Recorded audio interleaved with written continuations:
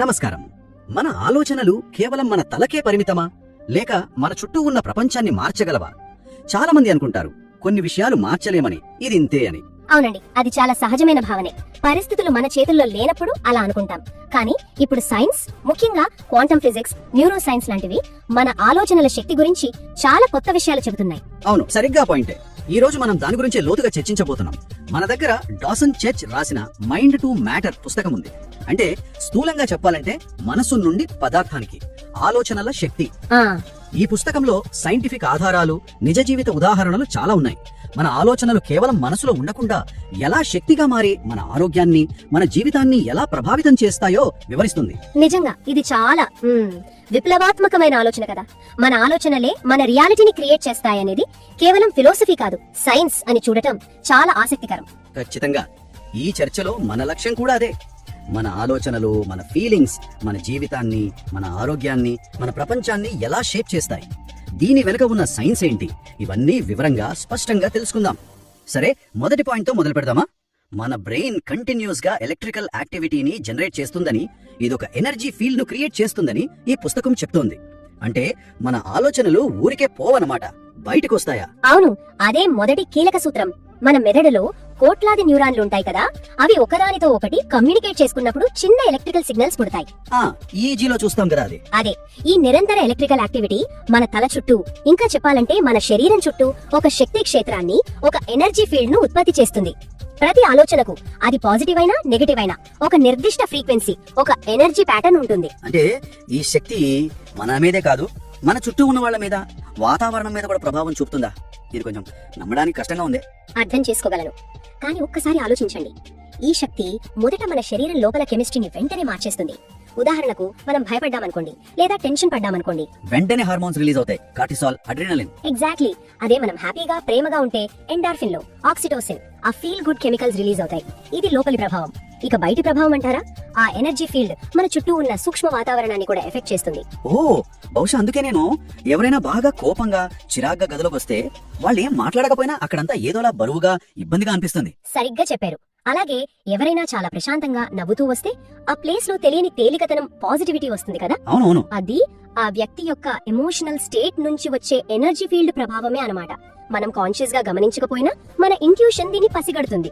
మాటల కంటే ముందే మన ఎనర్జీ మాట్లాడుతుంది. ఇది నిజంగా ఆలోచించాల్సిన విషయం. సరే, మెదడు సరే, మరి మన హృదయం కూడా ఒక పవర్ఫుల్ ఎలక్ట్రోమాగ్నెటిక్ ఫీల్డ్ ను క్రియేట్ చేస్తుందని కూడా ఉంది ఇందులో. ఇది బ్రెయిన్ ఫీల్డ్ కన్నా స్ట్రాంగ్ గా? అవును, చాలా చాలా బలమైనది. హృదయం ఉత్పత్తి చేసే ఎలక్ట్రిక్ ఫీల్డ్ మెదడు కన్నా సుమారు 60 రెట్లు ఎక్కువ పవర్ఫుల్.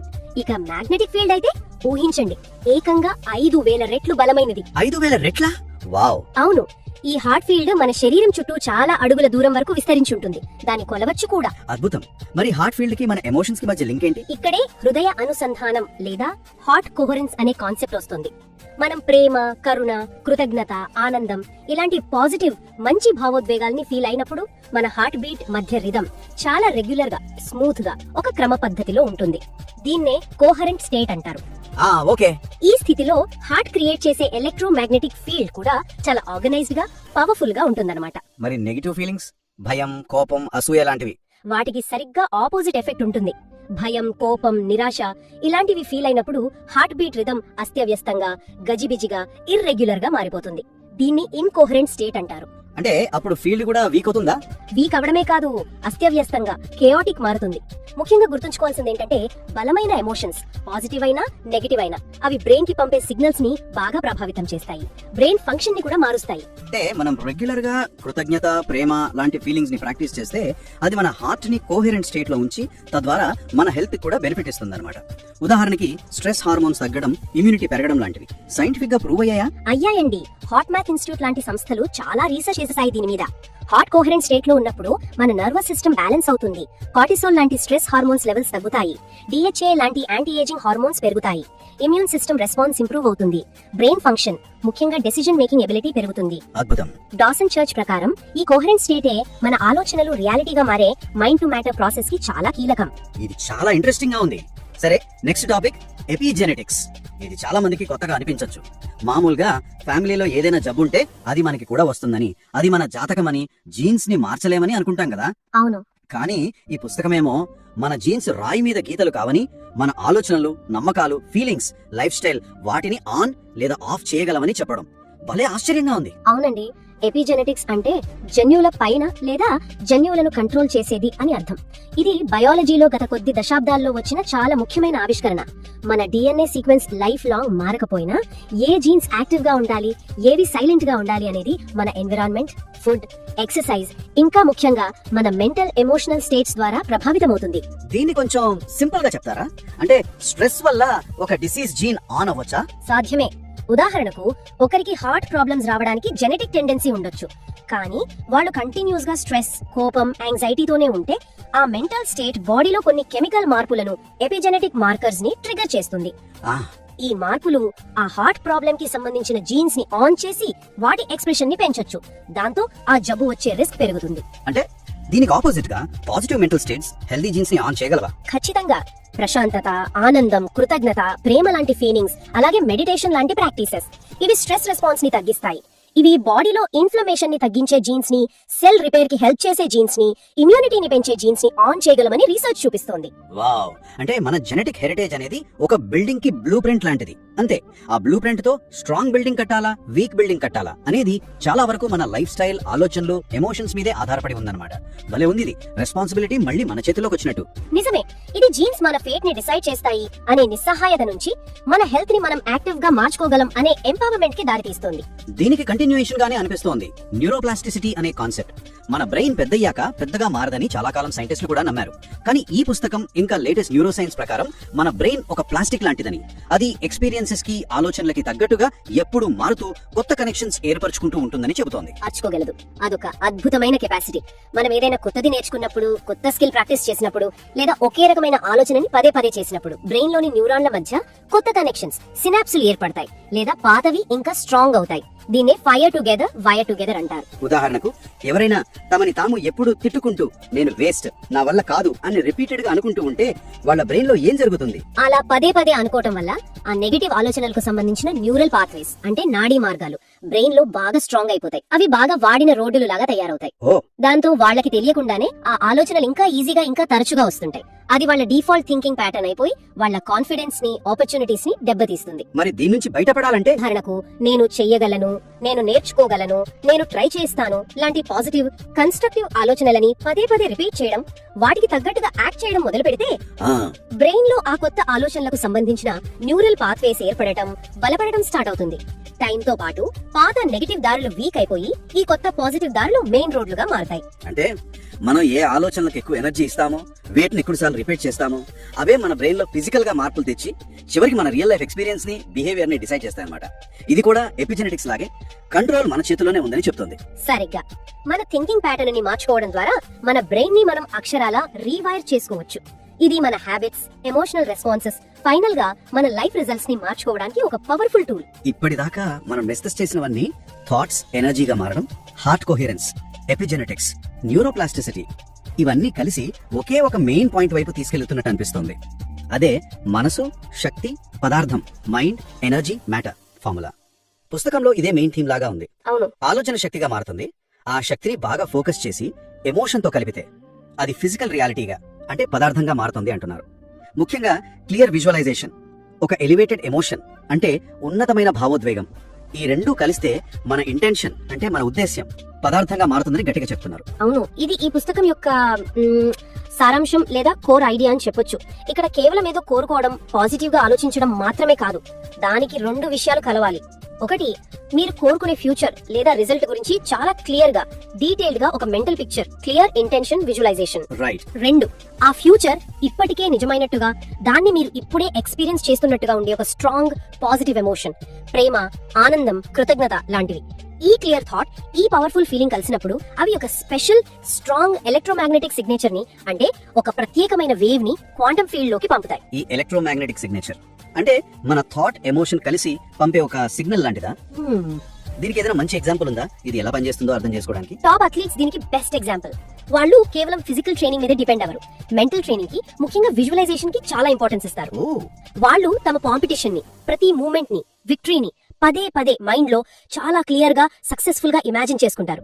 అంతేకాదు ఆ గెలిచినప్పుడు వచ్చే ఆనందాన్ని, ఎక్సైట్మెంట్ ని నిజంగా ఫీల్ అవుతారు. ఆసక్తికరంగా ఉంది. అంటే బ్రెయిన్ కి నిజంగా చేస్తున్న దానికి, దాన్ని అంత ఇంటెన్స్ గా ఊహించుకుంటున్న దానికి తేడా తెలీదా? రీసెర్చ్ అదే చెప్తోంది.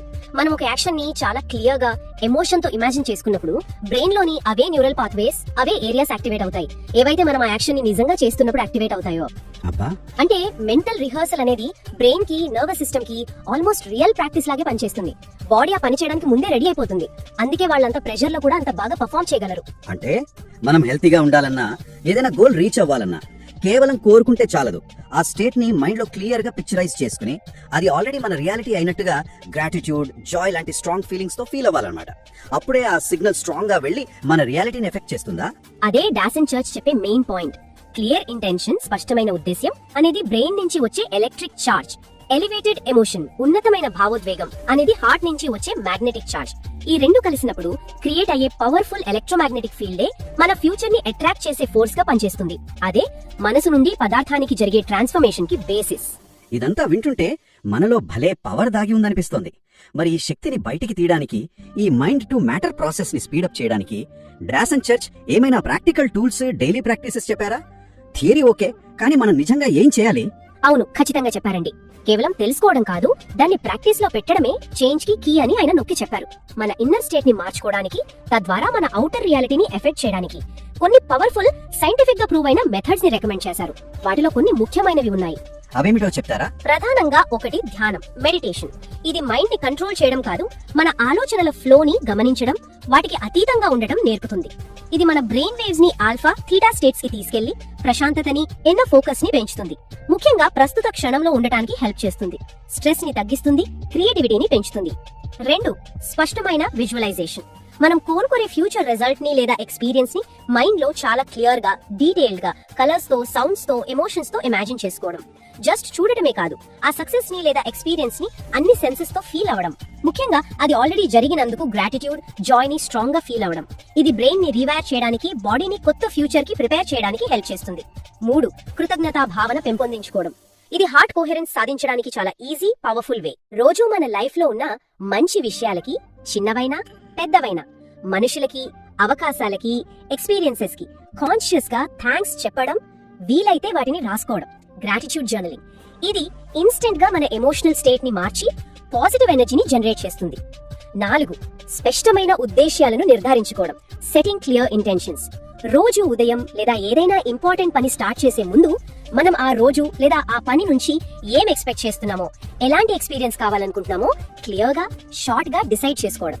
ఇది మన ఎనర్జీని, ఫోకస్ ని రైట్ డైరెక్షన్ లో నడిపించడానికి ఒక కంపస్ లాగా పనిచేస్తుంది. 5. శ్వాస వ్యాయామాలు, బ్రెత్ వర్క్. చాలా సింపుల్ కానీ సూపర్ ఎఫెక్టివ్ టూల్. స్లోగా, డీప్ గా, రిథమిక్ గా బ్రీద్ ఇన్, బ్రీద్ అవుట్ చేయడం లాంటి టెక్నిక్స్ మన నర్వస్ సిస్టమ్ ని ఇన్స్టెంట్ గా కామ్ చేయగలవు. స్ట్రెస్ రెస్పాన్స్ ని, ఫైట్ ఆర్ ఫ్లైట్ తగ్గించి రిలాక్సేషన్ రెస్పాన్స్ ని, రెస్ట్ అండ్ డైజెస్ట్ యాక్టివేట్ చేసి బాడీని, మైండ్ ని బ్యాలెన్స్ చేస్తాయి. అంటే ఈ 5 meditation, visualisation, gratitude, intention setting, breath work, వీటిని రోజు ఒక 15-20 నిమిషాలు డెడికేటెడ్ గా చేస్తే అది మన ఇన్నర్ స్టేట్ ని మార్చి థాట్స్ మ్యాటర్ గా మారే ప్రాసెస్ ని స్పీడప్ చేస్తుందంటారా? అవును, ఇక్కడ కీలకం డెడికేషన్ మరియు కన్సిస్టెన్సీ. ఇవి మ్యాజిక్ ట్రిక్స్ కావు, ఇవి ట్రైనింగ్ మెథడ్స్.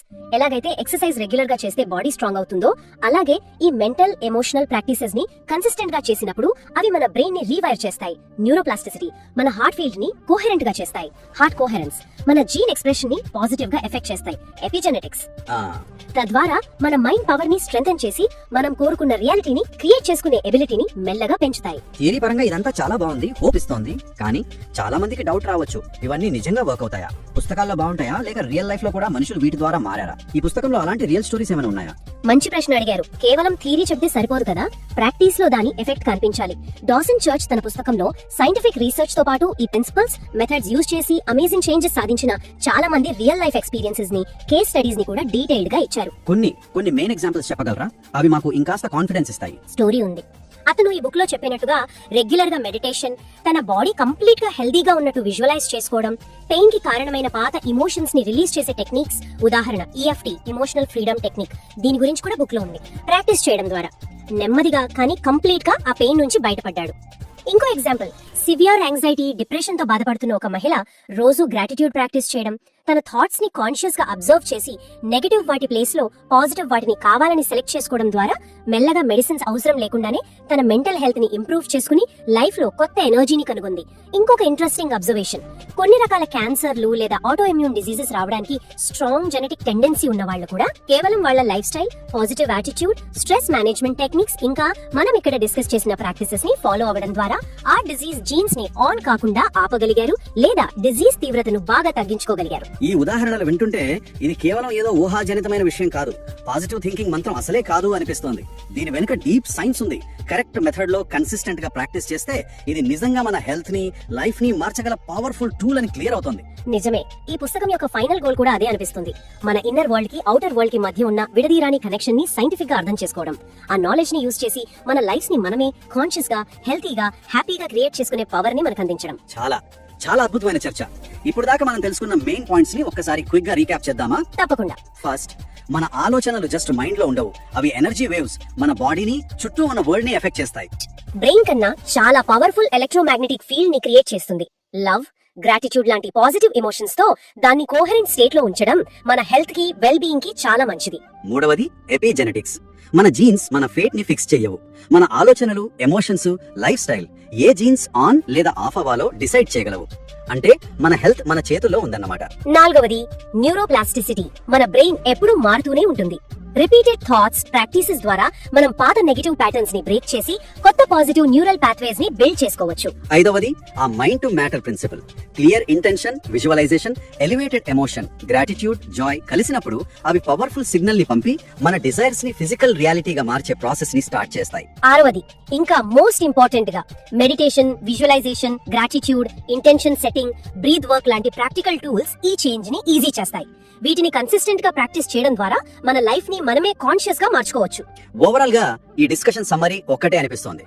మన లైఫ్ లో మనం కంప్లీట్ గా కంట్రోల్ చేయగలిగేది బహుశా మన ఆలోచనలు, మన ఇన్నర్ రెస్పాన్సెసే కావచ్చు. కానీ ఆశ్చర్యంగా అవే మన హెల్త్ ని, మన రిలేషన్షిప్స్ ని, మన సక్సెస్ ని, ఫైనల్ గా మన మొత్తం అవుటర్ రియాలిటీని క్రియేట్ చేస్తున్నాయి. ఇది నిజంగా చాలా డీప్, పవర్ఫుల్ అండర్స్టాండింగ్ అండి. దీన్ని అర్థం చేసుకుంటే మన లైఫ్ పట్ల మన పర్స్పెక్టివే మారిపోతుంది.